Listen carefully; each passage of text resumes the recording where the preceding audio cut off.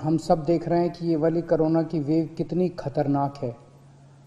बहुत ज़्यादा संख्या में इसमें लोग सीरियस हो रहे हैं, अस्पतालों की ज़रूरत पड़ रही है, आईसीयू की ज़रूरत पड़ रही है, काफ़ी ज़्यादा लोगों की मौत भी हो रही है। तो 20 अप्रैल को मजबूरी में हमें दिल्ली में लॉकडाउन लगाना पड़ा था। केसेस लगातार बढ़ते जा रहे थे। लॉकडाउन लगाने की वजह से और भी अन्य कई कारणों की वजह से 26 अप्रैल को आके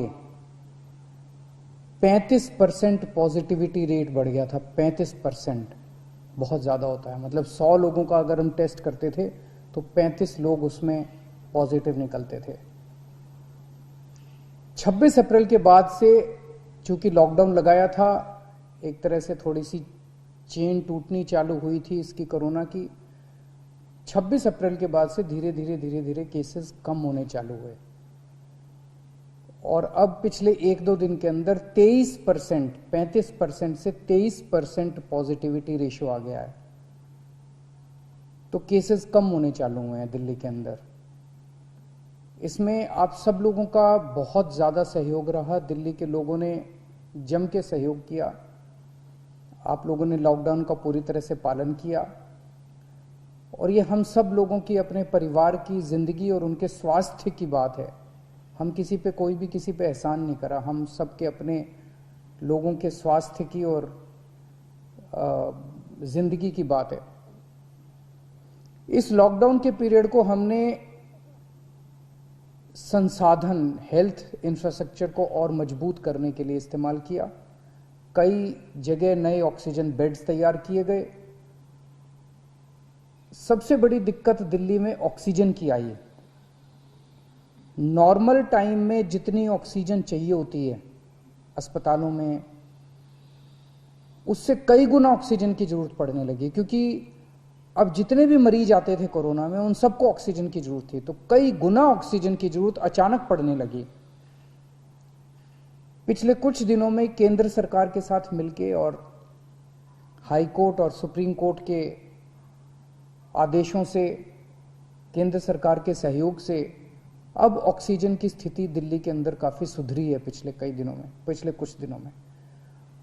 अब इस तरह की बातें सुनने को नहीं मिलती कि इस अस्पताल में 2 घंटे की ऑक्सीजन रह गई, उस अस्पताल में आधे घंटे की ऑक्सीजन रह गई, यहाँ पे किसी की ऑक्सीजन से मौत हो सकती है। अब इस तरह की बातें सुनने को नहीं मिल रही है। तो इस लॉकडाउन के पीरियड को हमने अपने सिस्टम को भी सुधारने में काफ़ी प्रयास किए।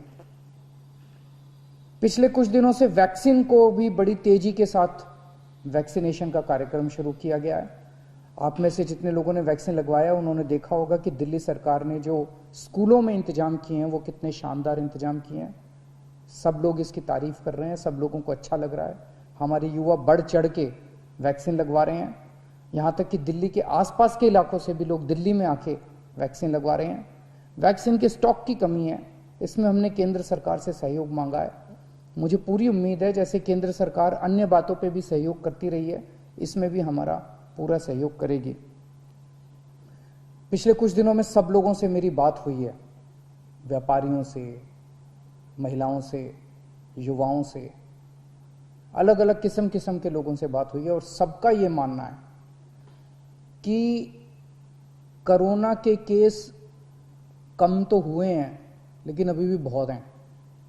23% अभी भी संक्रमण दर है। अभी ढिलाई नहीं दी जा सकती, अभी समय नहीं आया है ढिलाई देने का। तो सबका ये मानना है कि अभी लॉकडाउन को और एक्सटेंड करने की ज़रूरत है। अभी और इस कड़ाई को अभी थोड़े दिन और बरकरार रखने की ज़रूरत है, नहीं तो अभी जो हमने हासिल किया वो भी ख़त्म हो जाएगा।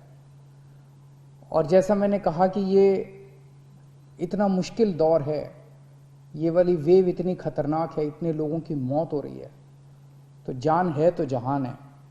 अगर ज़िंदगी बचेगी तो बाद में और बहुत कुछ कर लेंगे ज़िंदगी में। सबसे पहले इस टाइम ज़िंदगी बचाना है। तो इसीलिए सरकार ने आप सब लोगों के फीडबैक के आधार पे, आप सब लोगों की इसके आधार पे मजबूरीवश अभी 1 हफ्ते का लॉकडाउन और बढ़ाया जा रहा है। कल सुबह 5 बजे ये लॉकडाउन ख़त्म होना था, लेकिन अब ये अगले सोमवार को 5 बजे तक के, सुबह 5 बजे तक के लिए बढ़ाया जा रहा है और इस बार थोड़ा सा और सख्त किया जा रहा है। कल से दिल्ली के अंदर मेट्रो भी चलना बंद हो जाएंगी।